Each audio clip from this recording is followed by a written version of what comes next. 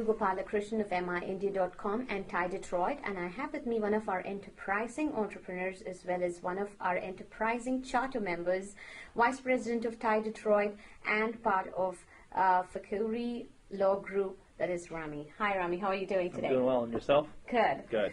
So Rami, tell us about your perspective about entrepreneurship and immigration and your agenda for Global Midwest. Sure. Actually, I think that there's a vital link between entrepreneurship and immigration. I think if you look at many of the statistics that show very successful entrepreneurs in the Valley, etc., I believe the latest statistics or study I read was approximately 40+% of startups were essentially first or second generation entrepreneurs. I think immigrants in general tend to be risk takers. I mean, when you leave your home country and leave everything you know for a better opportunity somewhere else, that's just sort of a natural, if you will, skill for entrepreneurship.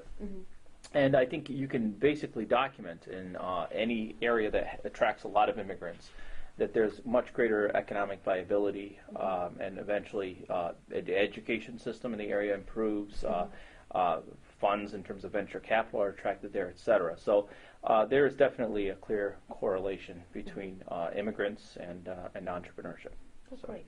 So tell me about your perspective about the way things are in your industry, since you're, from your legal, legal perspective, the way things are, how the economy is, and where do you think it's going? Yeah, there are a lot of interesting dynamics. It's very political at this point. Clearly, the Great Recession has changed things.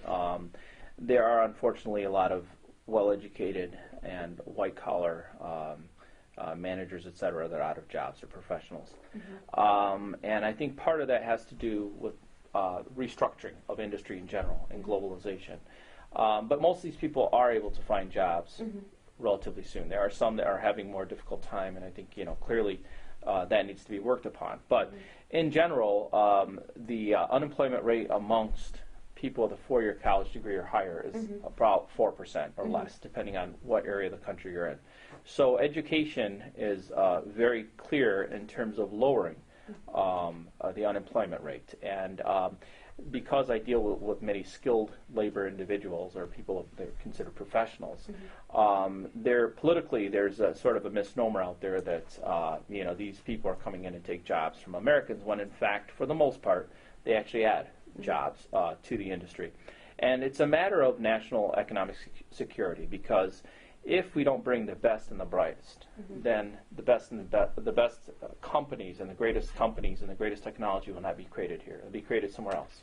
So even though this may incur or create some initial problems or a little bit more competition, in the long run, it's the right thing to do for the country, for the area, and actually for the U.S. worker, because they also exchange a lot of knowledge. And these people ultimately, eventually, most of them end up getting residency and becoming citizens. So it's not like they're going to take this information and go back. So what we need to do is be more welcoming and make sure that we dispel any misnomers or any negative aspects of true legal professional immigration. Now, the Fakhoury Law Group is also the grand sponsor for TiEcon Midwest, and I'm sure because you strongly believe in your in the conference as well as the panel that you're putting together, you'll be moderating the Global Midwest. So, what do you anticipate getting out of the panel? Well, we have quite a few very knowledgeable speakers, so it'll be a very interesting, dynamic discussion. But basically, again, how can we put Detroit back on the global map?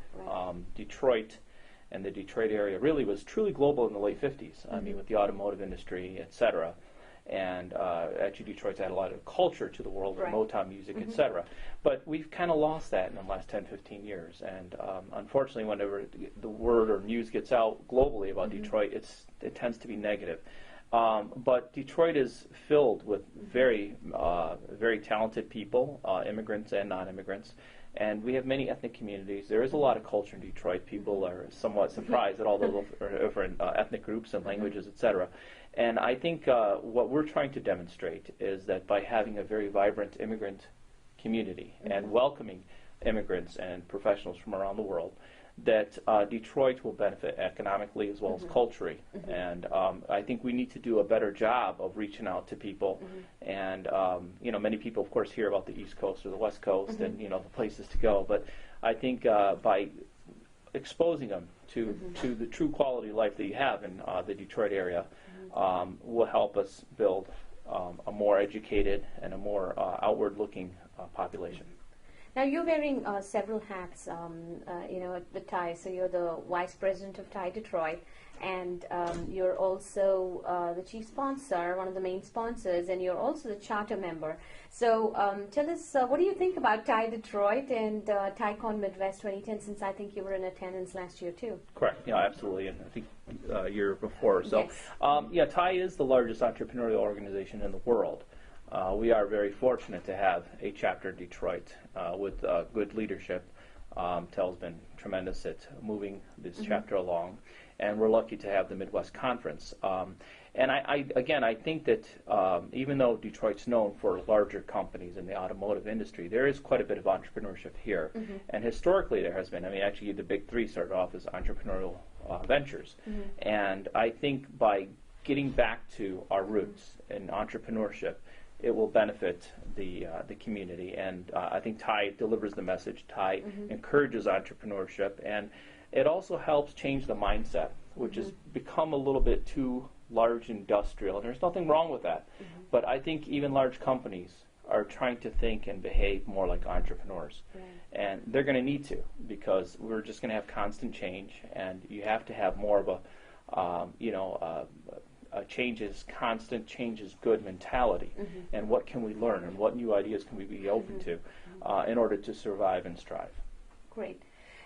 You will be getting to hear more of Rami Fakhoury, and do not miss, mark your calendars, October 28th and 29th for the largest network of entrepreneurs. You will witness the biggest entrepreneurial conferences in the Midwest, and that's TiECon Midwest 2010, October 28th and 29th, and visit our website, www.tieconmidwest.org. And this is for TiE Detroit and MID.com, Anu Gopalakrishnan.